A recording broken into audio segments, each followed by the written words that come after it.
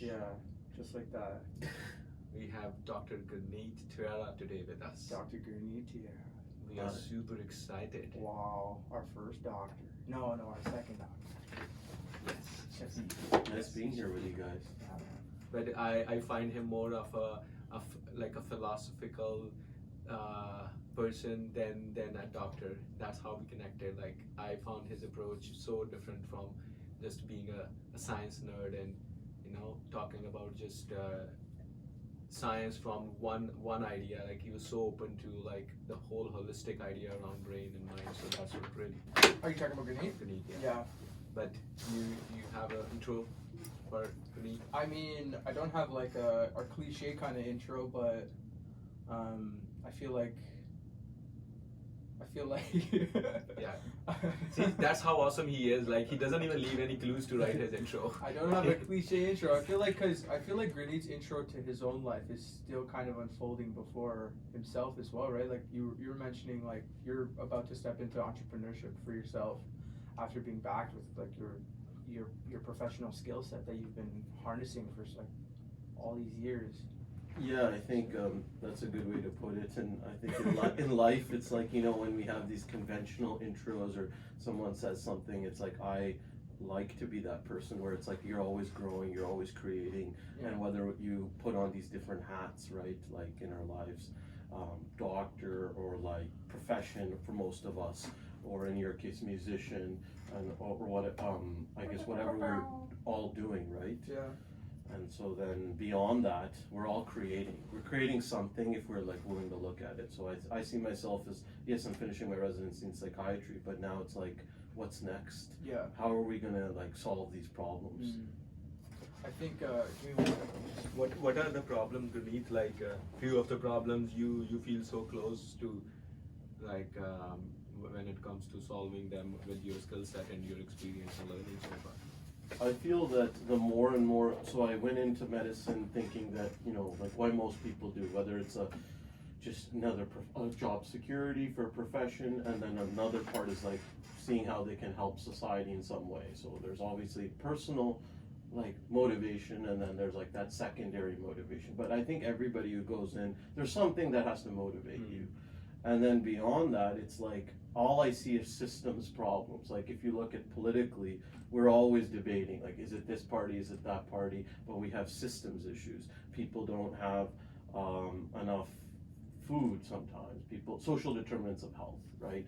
Like, are you healthy? Why aren't you healthy? Are you financially not healthy? Are you mentally not healthy? Are you physically not healthy? Economic instability. So I see even in my work, like if I'm in the emergency room, is this person here because they're in crisis because of housing situation? Is it a relationship situation? Is it a family situation? Or is it actually a biological illness? Or is it an illness of the family member? And so when I was going into medicine, I didn't know this, but then the more and more people I keep seeing, it's like, can only help them in medicine in so many ways. And the system can only help people in so many ways. So how do we help them? And so a lot of this is trying to create something or working together in a society. I feel like it is kind of all still bleeding into your intro. Like I think like from background you're coming to medicine now through the brain, right? I feel like you're trying to make a certain type of healthy lifestyle more feasible for people in the world. I think you said to me that you want to make it accessible and really things that are difficult to grasp, easy to grasp, so that you can deal with your own health. Exactly. Or also all of us can deal with our own health and like you can bring a lot of that information to us. Yeah, and I think that's exactly what, you've articulated it well, where it's how do we take all of these concepts that we've created all these fancy words, right? We talk about neuroscience, neuroplasticity, we talk about how do people really, all these things that we've created are words. But in the end of the day, it's like, how are people healthier? How are people more present? How are people better? It's very simple. I'm sure if we go and ask a farmer, they don't need to think about these things. They just know. But we in a society, because we're so far removed from it, that we need to create these like islands of thought. I felt because before I went into medicine, I was driven by this. It was I'm sure like a lot of us, we all read, we love learning, but then sometimes you learn so much and you realize you're further from the truth than when you started. I don't know if you guys have had that experience. You're so right. It's like a black hole, and it keeps sucking you in, and then you continue going in. I've noticed that in 10,000 hours becomes 100,000 hours, because you realize after 10,000 of any profession, you realize, oh my God, there's just I'm just getting started. I'm just getting started. Yeah. Yeah, or how much of it is like an intellectual exercise that just satisfies some urge, and how much am I actually doing and creating and solving and working with, right? So in one way, it sounds cool, so I think people love reading things that sound cool, but is it helpful? Or if you tell let's say somebody has pain, and you tell them, oh, it's like this neuropathic pain or functional pain, but they still have pain. Maybe we deal with the perception of pain. How much of it is real pain? How much of it is like amplified by your perception of what pain means to you? Is it a loss of function? That is so true. So it depends who you ask. Even in medicine, you might ask a neurologist or a pain specialist, and they'll say, oh, there's this subsets of pain. Or you ask somebody else who says, okay, there's pain that's literally there because of this, but then how much of it is due to your perception of pain? And then I've seen in the literature and some of the groups out there that mindfulness exercises have really reduced pain just by like 30 to 40% in a subset of chronic pain patients. Yeah, I believe it, man. And it's just being more present with yourself. Yeah. Wow. And that's so simple. We've had this for so many civilizations. I wanted to ask, like, what is your current type of clientele, quote unquote, like you're right now that you work with more often than not? It's a variety. So in residency training, it's a variety. Like about 2 or 3 times a month, I'm in emergency room. So it's like anybody coming in a crisis situation in psychiatry, usually. So you're in the downtown emergency room. What kind of people do you usually get? Somebody psychotic, somebody who's done maybe a lot of substances and they're in a crisis or a psychotic situation brought in by police because there's like public safety concern. So like take your typical example, if somebody is all of a sudden, let's say in Brampton, even here, or Mississauga, like at a convenience store, and they've lost their mind and like they're unsafe and they're saying something. Now, I'm sure somebody would call the police. Or you're wielding a knife or something. It's not making sense. So then somebody calls the police, they bring them to an emergency room, and they may not be in the right state of mind. So the key is just to kind of stabilize the situation, and they may need some medications overnight to kind of get rest and then reevaluate in the morning. So that's what mainly happens in the emergency room, or somebody who's feeling suicidal or something like that. And then like, sorry. Yeah, go for it. I was gonna ask, what would your desired client be? I think we can't really pick and choose, right? So if you're in any kind of field, you kind of have to deal with anyone that caters to that field. But I have a desired client, and I mean, maybe it's different, like, because I'm in the music industry, but I have artists I walk through, and it's like, I've niched myself so that I work well with specific types of artists. Like, there's multiple genre groups, and I mean, maybe I'm drawing an analogy here, because I'm wondering if there is potentially a desired demographic that you would look to work with, because I feel like, especially dealing with mental health, it's something that you can amplify or mend, like you can aid and provide medication, quote unquote, or like mindfulness practice to something that's, needs fixing, to use maybe the wrong words, but that needs some help or some crutches. Or you can work to amplify maybe, top performers. And I think I talked to you about this before. Like, I'm just curious to know if I think it starts from like in our profession, because anybody walks through the door, you're providing public service, right? So a part of it is you may be comfortable in providing one intervention more. So to answer your question, if you're more of a mindfulness person, you may be doing mindfulness groups, or you may work in systems. If you're more on the medication or neuroscience side, you may prefer that. So maybe it's the intervention you offer that allows people to say, I want to try mindfulness, so I'll go with this guy. So instead of really saying, I want these people, you're like, I offer this service. So anybody who signs up for that service, there's some level of, they're welcoming this. Like, let's say a pain patient says, I've heard about this, can I try it? and you're running a mindfulness group. So you're more than willing to take anyone who's referred, but maybe some people will be like, this sounds like hogwash, I don't want to try it. You earlier mentioned about this. There is so many ideas floating around, and the problem is in system. So when it comes to system, we have system in our own lives. We have system in the society, government, everywhere we find systems. So as a human being, like what kind of systems would you recommend, like someone to have a healthy mental state and a healthy, holistic, healthy life? Like as a doctor, what would you recommend? What kind of systems to adopt? What kind of systems? Yeah, I think it starts, that's a good question, Pankaj. It starts from the individual. So in order for you to like understand other systems, you first have to understand your own system, physiologically, mentally, spiritually. So it starts from within. So then creating a holistic system for yourself, you can divide it in any way you want. People have different ways of conceptualizing it, but it's really taking care of your mental health, your physical health. So I guess, or they can be tied in, mental and physical health. And then the needs you have, right, in your day, financial needs, relationship needs. So kind of creating that division within yourself.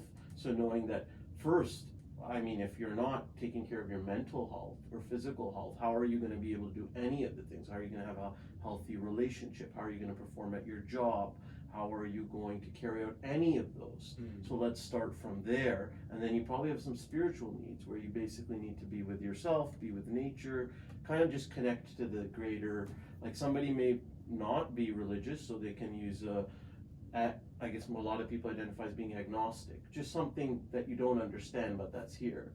And then someone may understand just the wonders of what we don't understand. But I think everyone needs that kind of practice, because if you deviate away from it, then it's going to be really difficult for you to understand a system, whether you're an entrepreneur, whether you're a financial person, whether you are a student. Yeah, like how are you going to perform in school if you don't even understand how to sleep, like how much exercise you need, how to handle your anxiety, the uncertainty? I think everything's going to go away from you, and then you're going to say, I can't perform. This is not for me. But is that the true answer? Because I work with a lot of students, like on Mondays I'm at Ryerson, and I deal with like students with mental health issues. And a lot of that I see is like driven by expectations and not knowing themselves, and which is normal at that age. But how do they create a system of implementing these holistic things we're talking about? Exercising, sleeping right. Amazing. So that's great. That's like straight talking to our audience. Like a lot of our audience is like younger demographic, a lot of millennials and people who are getting on their entrepreneurship journey. And you said something so important, like setting right expectations and not really killing themselves for like chasing after certain goals and not being able to accomplish those goals. So what you are trying to say is start within, learn how to take care of your body, your mind, and meditate and find time for nature. So that kind of really validates a lot of stuff we always talk about, and it's so cool to know like somebody who studies science, who practices science, and you still have the same approach. But one thing I really want to go back to spiritual. You said spiritual health. So what does like spiritual health, what does spiritualism, being spiritual means for you, like from science? How do you see it? I see it as, so if we basically divide, the way we conceptualize anything, let's say you're an engineer or you're a scientist, you create a model, right? You create a model in your mind to understand that thing, right? Let's say we're trying to understand a circuit. We're going to draw that circuit and we're going to try and figure it out how it works. And then we have a model. Now, if we have a model for the world, there's a lot of questions. Any model we look at in the world, whether it's a medical model, whether it's a scientific model, whether it's a relational psychological model, but there's gaps, right? We can't explain certain things no matter how hard science tries. And that's where that spirituality comes in. Just the acceptance of reality as it is. Beautiful. When did you realize that? I think it's through this search for, like, my profession has brought it upon, because there's so much uncertainty, as you can imagine, with mental health and knowing, like, are we doing the right thing? Are we going in the wrong direction? And then when she started experiencing these gaps, the only thing that can kind of ground yourself as you're working with somebody is probably this acceptance of what is. Like, it is just what it is. So would you call yourself like spiritual, or I mean religious? I think we all are, right? Yeah. We all are in our own way. Some of us are more conscious about it. But I personally don't think there's a being in the world that isn't spiritual. But the ability to be conscious of that, what is within you, right? Like, why are you compelled to do certain things? There's probably something within you. But for some of us, we never take that space to recognize, like, why am I reaching for my phone? Why am I desiring connection with somebody right now? Why am I wanting to get out of my apartment or house and go for a walk? There's something that's divine. You could call it divine, you could call it spiritual, but it's within you. And when you have a recognition of that, it's kind of freeing, because you realize that I'm just a part of this. Yeah.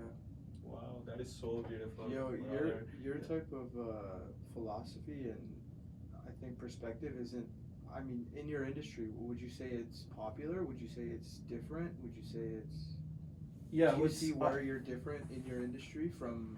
There's definitely difficulty because everyone in the industry or any kind of profession, especially science-based profession or medicine, wants certainty. Why do people become doctors or engineers or public health officials? Because they want certainty. And certainty is what humans desire to control things. It does work at times because it allows us to manifest our understanding and, like, create buildings, circuits, civilizations. But it sometimes is also a hindrance if we're not aware of how much we desire certainty for growth, or to look at the gray. And so sometimes it's a hindrance in my work where we make assumptions rather than letting things play out. Sure, we have tools. So I'm not out here saying that drugs never work. Sometimes they're necessary, but it's when to pick them, right? Sometimes we may pull the trigger too soon because we're fearful of what may happen. But how do we really know is the right time? Can you time it? Can you even time, like, even if you relate it to normal things, can you time the stock market? Can you time what's going to happen tomorrow, or how your relationship will be? Holy smokes. Yeah, so it's all interrelated. Yo, this is crazy. This is such a good conversation right now. I don't know, like, I just don't want to say anything, Sean. What? I just want to keep, like, hearing him. This is so true, like, and I'm so fascinated at this point because this is a science, like somebody who studies science, like doctor who is talking about this stuff. I feel like it's like a spiritual guru, like, or some philosophy guy, right? But this is so true. We have to leave that gap for that acceptance, and there is no right or wrong, right? We label things. And something which is right for you might not be exactly right for me, but because I assume that it would be right for me, I chase that stuff, and then I don't get it, and then I get disappointed, right? And so you said something so beautiful. We have to create that gap for things to just be and just accept the way it is, and acceptance is a very, very strong ability to find that peace and spiritualism within yourself. Do you find that, like, the double slit experiment, where, like, the light wave, the particle in a wave? Yeah. Like, I mean, what are your thoughts on just that whole experiment? I don't know if this is on topic or off topic, but like, in terms of what exactly? How they say how observing it changes the, like, if you observe it, it acts a certain way, but if you don't observe it, it acts both ways. Yeah. But I think that also comes down, people have spoken to this, I think some theoretical physicists who speak about these things, where it's... Buckage, do you know the double slit experiment? No. Yeah, okay, so tell him as if, So it's kind of like particle, I guess when things get to the subatomic level, right? So let's say we look at something, and you're looking at it, matter. And if you look at matter deeper and deeper, people who are like theoretical physicists who study atoms in a lab, they realize, I think I'm just drawing from that to kind of explain this fundamentals, where things break down, right? So like this chair is here, but then we see, I'm sure we all have learned in basic sciences how there's like electrons spinning around the nucleus and there's protons and such. But then it's like if you look at them in certain frames, they change, right? So if you look at it from this side, it's going to be different. From this side, it's going to be different. The spin is different, and things are different. And so what this is saying is like what we learn in classical physics is like things can be particle or a wave. Yeah. They can be both in different, it depends in the medium you're looking at. Yeah. And so the crazy thing about adapting that to spirituality, I guess, is that if you look at things that are so scientific, so reductionist, we get to the atomic level of things because humans are capable of that. Even then it breaks down, because if we look at it here, it's this, and we look at it a split second later, it's this, but it's kind of going in between both states. But aren't we also? So a spiritual person would say, can we adapt that to the mind? Can we adapt that to life? Mm-hmm. Is life always this or that? And so whether you're looking at somebody who's working on the internet or somebody who's an engineer, I think the greatest engineers have this built in, this adaptability built in. Like I think Tesla designed the AC current, where all of it's built on this premise that nothing is absolutely certain. Mm-hmm. And then they've adapted that and worked with nature rather than against it. Yeah. So that's how I see what you're trying to get at. Yeah. Because those people are so innovative that they understand I have to align myself with the wonders of nature, rather than create this model that is all about me.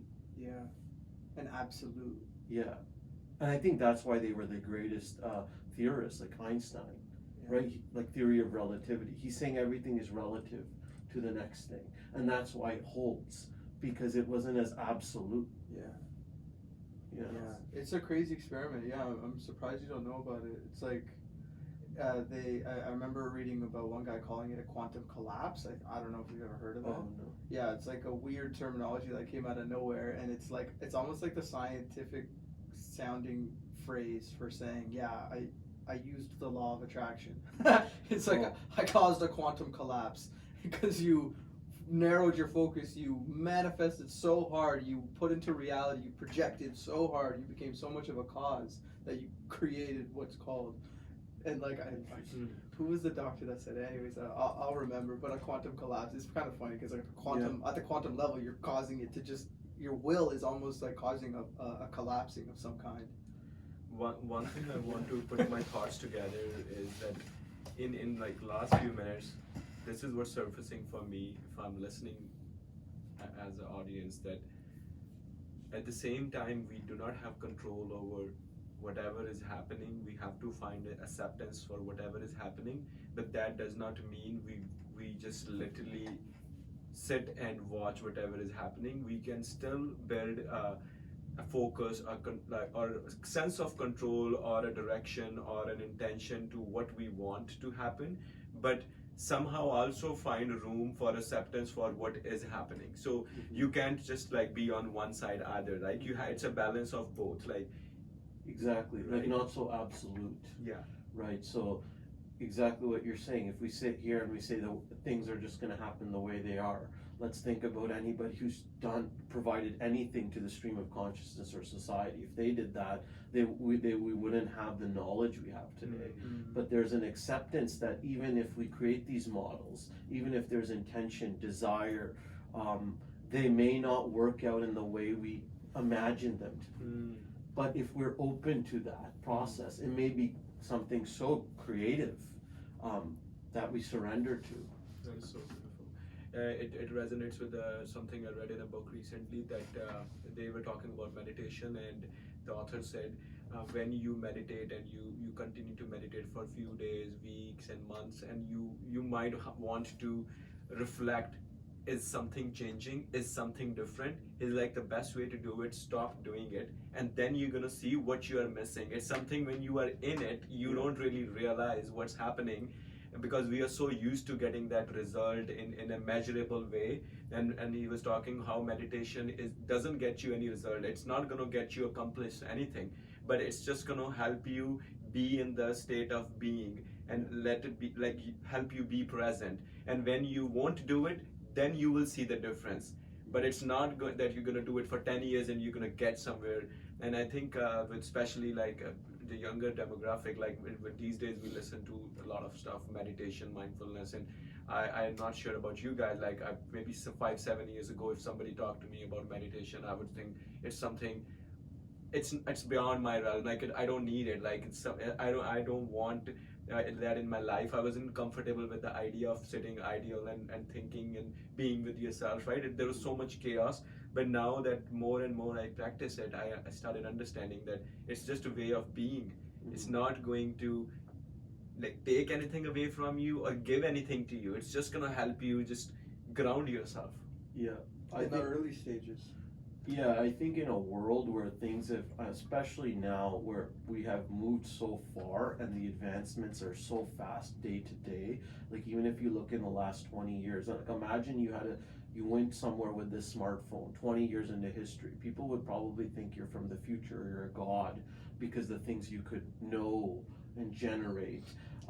So we haven't realized how fast society has moved and the expectations. So it's more important than ever before. I mean, somebody will probably say this in 20 years, it's even more important because we're getting so far removed from the truth.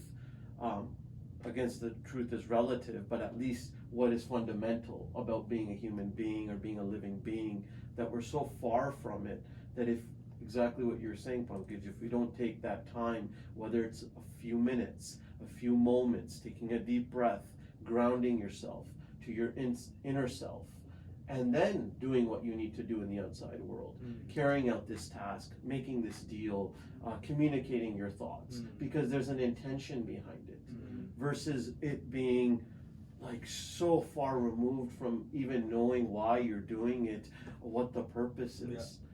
Then the intention goes away. So how can you create? That's so true. It's like most of us are on autopilot, right? Like we just go about our days and it's like an autopilot, and you continue repeating the same pattern every single day. Weekends are the same, and you go in the weekend in a certain mindset, you come out and it's like the same. Like we are, and then phones and all this technology is not helping our case either. It's kind of helping us stay in that stage of just continuous like push, and never let us like just. I feel like we get up in the morning, we want that rush of endorphins and we want to see the phone screens. Like there's so many things. Like we don't pay attention. Why do I feel compelled to see it? We don't have that mindfulness and thoughtfulness. I feel like it's not that we don't. It's just that it's not popular. And I think that like when you choose to like amplify your living, you choose to make certain choices that your soul is crying for. I think we were talking about it last week during our meeting, was that mind, body, soul, right? Like the pillars of a conscious being are all directly related to each other, and when you want to amplify one, you need to amplify the other two. You can't amplify one without subsequently also requiring to do the other. And so I think each of us reaches a point in our spiritual development, and COVID's the Great Awakener, quote unquote, is this like moment for us all. Our soul is being spoken to directly by the planet to say, wake up. Like, I don't know if you guys have like been hearing about Schumann resonance. No. Schumann resonance right now is like popping off at like 157 hertz. It's idle at 7.83, and you can like check it out online. Schumann resonance today. It's the frequency of the planet, pretty much. And it interacts with the electricity, the amount of lightning bolts that happen on the planet at any given moment. There's like 2,000 something, like across the globe. And so anyways, the general frequency of the planet averages at 7.83 hertz. That's Schumann resonance. And right now it's like since like for a while now, the past few days, like I think on 11/11, November 11th, the 11th day, 11/11, everybody's like, oh, look at 11/11, make a wish. Yo, it was at like 583 hertz. And you're like looking at this like, it like Mother Earth is waking up and being like, like, and it's speaking to our soul. It's not gonna speak to us like she's not gonna show up and say, hey guys, I'm here. She's gonna speak to us through the only way she knows how, through nature. And anyways, point being that like exactly what you're talking about is when you make those realizations, that less popular thing that we're seeing is going to start to become incredibly popular, and it's actually being suppressed right now. It's not evident at Or all. it's this fundamental need, like I think what we're talking about with meditation, things are just as they are, but we as humans want to shape them in a way that we feel comfortable, and that makes sense in some ways, because there is a desire for control, for survival, for understanding the world. You need to, otherwise the world will consume you if you don't take care of a baby. 100%. Yeah, but then there's that other part where it's like the universe, or the cosmos, they also have their own pattern, and we have to work within them, because we are not greater than them. And so if we don't have an appreciation, and this comes down to those fundamental things that are very, I guess, divided in politics these days, whether it's climate change, whether it's social and, I guess, socioeconomic income inequality. These things, because there's a division, right? Some people believe that humans are here for capital and growth and innovation, and then the other people are so far on the other pendulum where they believe there's no room for that. And I think it's about being balanced. How do we utilize these resources, honor growth and innovation, but how do we also sustain the earth we have? That's like, man, I was so frustrated watching the elections, like just at the glimpses that I caught. I came home, my mom was watching like the winning, quote unquote, even though it's still temporary, they're tied up in lawsuits. When they're like, we're gonna make the American dream real. And I'm like, oh my God, man, like, come on, how are you talking about that? What about the bees in the trees? Like, not to be a hippie or anything, but they're like the bees in the trees. If the bees in the trees are gone, we're dead. Like, that is so nobody true. mentioned it. Nobody said it. Like, even a glimpse of it. Like, at least say it to warm my heart. You're running the biggest military in the world. Like, I think it's it's also the connection we do not feel as a general, like, humanity. We don't feel connection with the other living beings, or just like whatever matter, everything in this universe. Like, couple of months ago I came across this like a thought from Sadhguru saying, like, the moment you start to accept everything around you with the same level of compassion like you do with your children and your loved ones, everything, like it could be like a dog, like a cat, like a butterfly, everything, a plant, then you are in full synchronicity with the universe. That's where the magic happens. Like, you have to accept everything the way it is, and you acknowledge, and like, there's a beauty in every single thing which we have around. Like, all the reality we are able to project and see, it's stemming from within. Like, my reality is totally different than the 7.45 billion people on the planet, and same with you, and we all have a different version of reality based on who we are. And the moment we just accept it, and then we just like accept everything the way it is, not the way I want, because my wants are never going to stop. Like you said, there's a healthy balance within those things. Yeah, and I think we all, at least this is probably my personal opinion or my personal part of my journey, but we all desire to create within. And I think some of us are brave enough to break the constructs and find what that creation is. Someone may be a musician, someone may be an athlete, someone may be a great salesperson. They can, get people together. Someone may be a leader. But there's a creation within all of us, a talent, a natural talent. But it's divine, right? It just came here, and for us to cultivate that and help it grow. I think every individual has this, and if we're in harmony with that, I think as humans we are going to be working together, like you said, working with this rather than working against it. Because if you say, I need to be this, it's already starting with I need, a compulsive nature.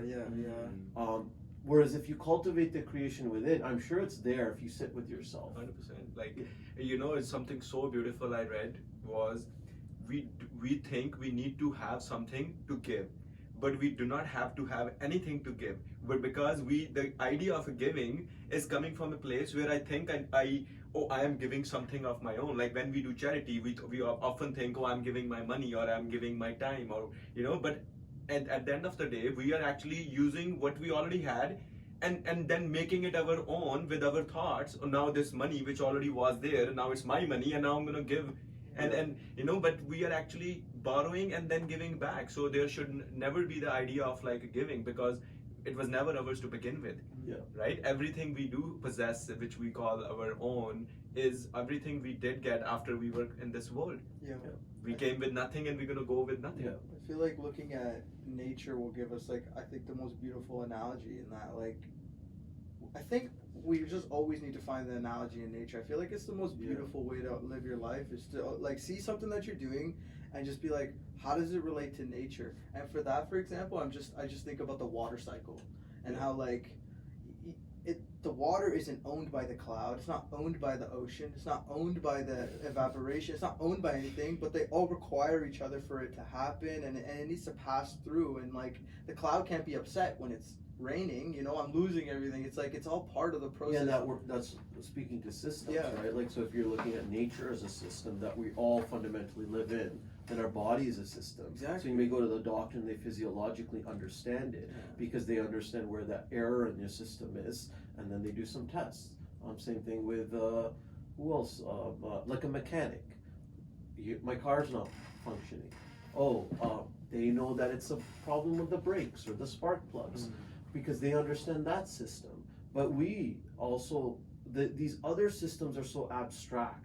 Political systems, social systems, religious systems. But they're all systems that have been created to understand something that we all need. Yeah. But I think when we oppose those systems, it's like when people are saying, I don't want this system, like people get on this side. But you can't function in a society without parts of it. Yeah.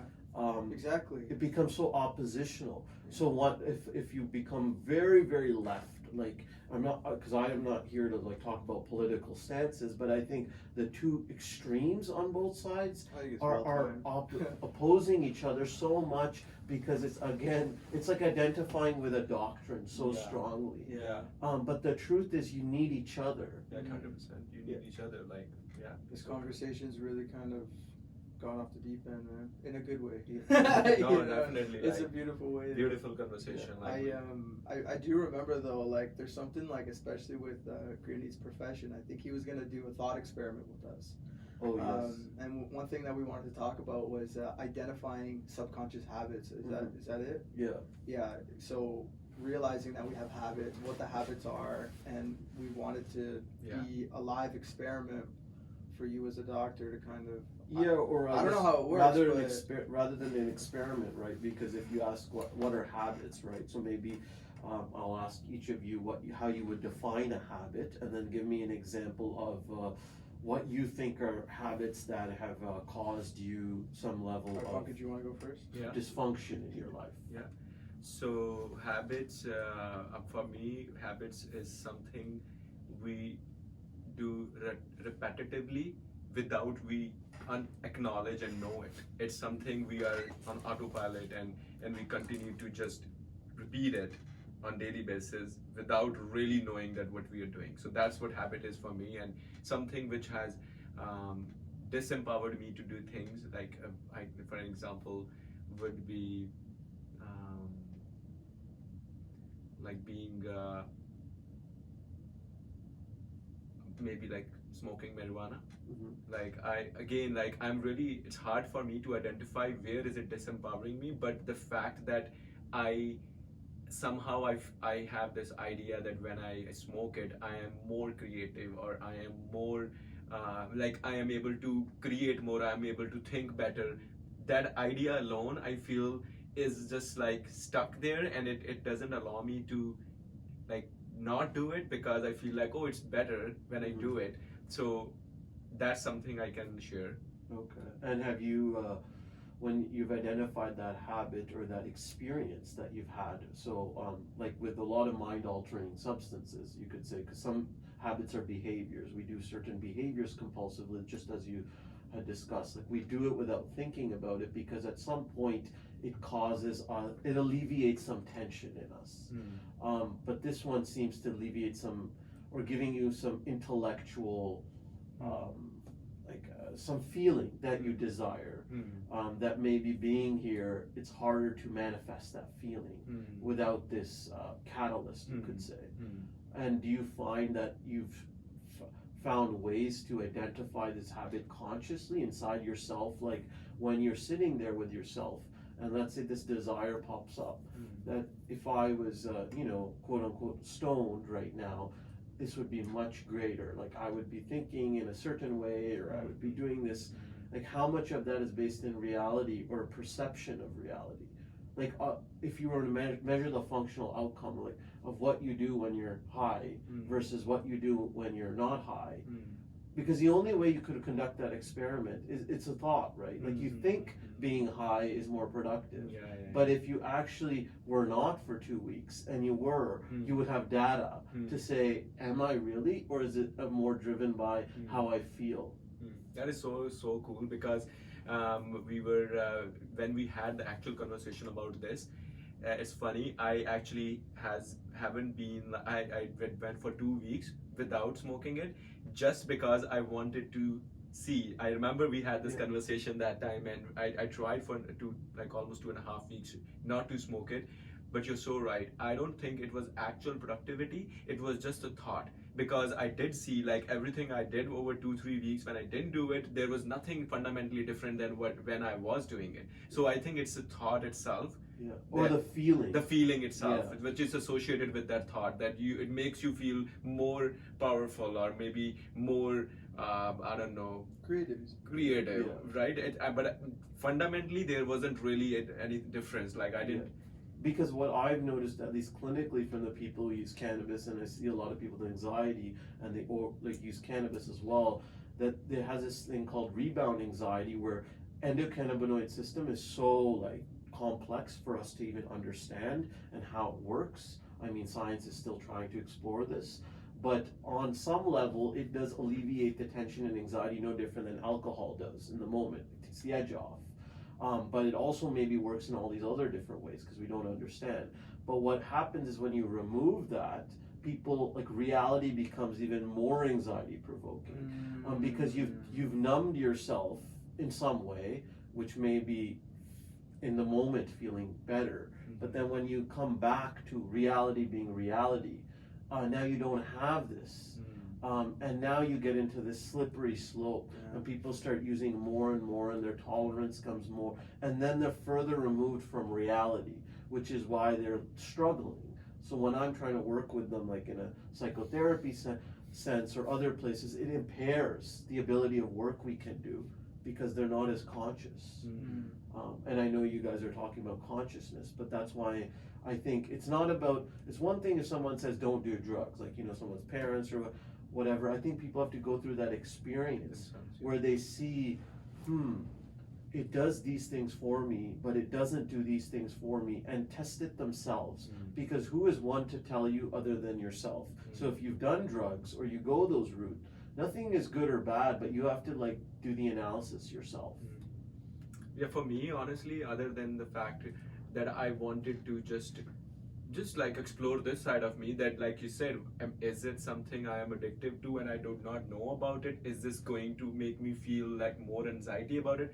But there wasn't any, fundamentally, like I said, there was no difference. What I did recognize was, more than the fact, that feeling and the act of smoking it, it was the habit of just doing it in a certain time period, you have an association with, like, let's say, this time of the day, in the evening, everything is done, like, now let's do it, right? It's a reward, right? Because you've created in your an unconscious habit that's tied to the marijuana. Maybe it's not even about the marijuana, but it's about, I got through my day. It's kind of like why people watch Netflix or sports or play the guitar. They've created this space, and it's like, I'm checking out mentally. But there are healthier ways, right? Smoking something for your lungs. If you really think if it's just about that, you can create that space in other ways.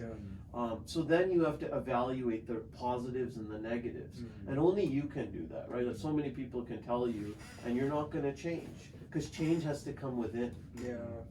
That speaks to me big time. I also want to say, like, I feel like it's definitely something that's prohibiting your growth, and like, you're a recreational user, right? But I think you're saying is that it amplifies your creativity, or that's what you had found. That's what I felt. That's what you felt. That's what I felt. Obviously, I had my Dude. own reasoning behind Yeah. it for the longest time, right?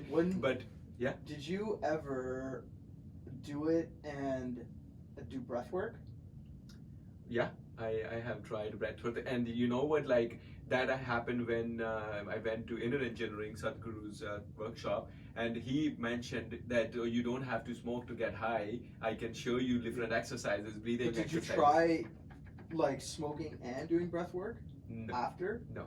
Yo, so this would be like where plant medicine actually, I think, finds its true name. I think, especially in the like new age group that's really kind of coming to light now, especially with psilocybin, different types of psychotropics like ayahuasca, peyote, all these other types of DMT like derivatives, is using these types of medicines and amplifying your meditative state that you can achieve through breath work.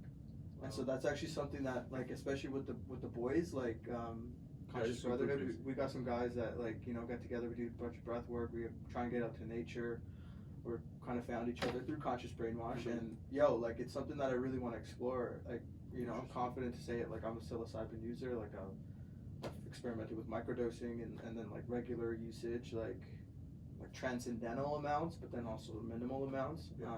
But I experienced breath work with the help of plant medicine, and I've never had an experience like that in my life, ever. Very interesting. And again, you know, it's important to acknowledge and recognize that from no angle we are trying to like promote use of psychedelics, or it's like you said, it's your own choice. Yeah, like everybody has an I own think- choice. I- You make your own choice. Like we're not saying, yo, you want to get conscious the drugs. brainwash, you drugs, smoke a joint and you're conscious I know, brainwash. man, and that's why you don't call it drugs, call it medicine. I think it's important, because there's a lot of conflicting literature and things out there that people are going to do what they're going to do, and Yeah. people are drawn to doing certain things. And even in speaking to that, even in the there's like where I'm at residency, there's a psychedelic interest group where they're basically trying to do a lot of more research on psychedelics and psilocybin for transcendence and Really? for like Whoa, palliative. can I work. sign up? I don't know where it is. I don't know where it is in the infancy and with the research grants and such. But again, these are different mediums of thought. They're out there. These thoughts are out there. The research is budding, but I think it's this social desire. Again, I think it's too early to say. Yeah. But there are people who are on various, I guess you could say, thought process about all of this stuff. For sure, man. All I've seen is that I've seen people on I guess using hallucinogens and not having good outcomes who've been psychotic. A quote unquote bad trip. Yeah. Oh, gone terrible. Yeah. So, Oh my so I think God. I've seen that side. So I'm a little bit like always skeptical. Yeah, I have an for inner sure. skepticism. Yeah. But It's a fine line of Yeah. your own Yeah. mental sanity that you. and you're taking something that it's the unknown. Yeah. You know, Sadhguru says it beautifully. He's like, whatever you have inside of you, by taking an external product or a substance, you are just enhancing whatever you already have. Yeah. You're not creating anything new. Yeah. You are just like enhancing it. For So, sure. but you have tools, we have tools, breath work or yoga, or there are other stuff which can help elevate your own substances within yourself, or cannabinoids, or, Endocannabinoid. right? So you can like get them to a level and actually feel the same high or feel the same good. It's like essentially what it is just feeling good, right? Like Yeah, and I think the issue with drugs sometimes is that if we take an external, we eat food, we do all these other things. The part where the jury is still out is knowing at what level does it take the natural system and modify it in another direction that you can't come back. Because how much more of them do you need? This, I don't think we will have the questions answered because it's this thing you can't No, change. it's entirely experiential, Yeah, man. yeah. Like, and it's like that's honestly where shamans and individuals that quote unquote hold space and help guide and carry you through these experiences. Like it came out of a big reason for the need for any type of plant medicine came from the need to treat trauma and spiritual trauma, like you know things like childhood trauma or like war trauma or any type of life situation that's caused habits or tics? I know you deal with people with like. Yeah, like all sorts of things, and I think all the literature out there is coming out too. Like in Tourette, I'm at like Tourette's clinic right now, and then I think there's some research that cannabis helps for people with tics. But this is really budding research, and usually in any other area of field of health, I guess, or Health Canada doesn't only. I think cannabis is only approved for chronic pain or like cancer related pain. Yeah. And then I think the third thing is now that there's a little bit of emerging evidence for Tourette's syndrome. Yeah. But basically for everything else, I know like you go to a cannabis clinic or whatever is out there, they're saying it's for everything. Yeah. And that's clearly not the case. Yeah, no, definitely not. That's just like really trying to push the pro cannabis agenda. I feel like I've heard stories about people with like Tourette's, not Tourette's, stutters.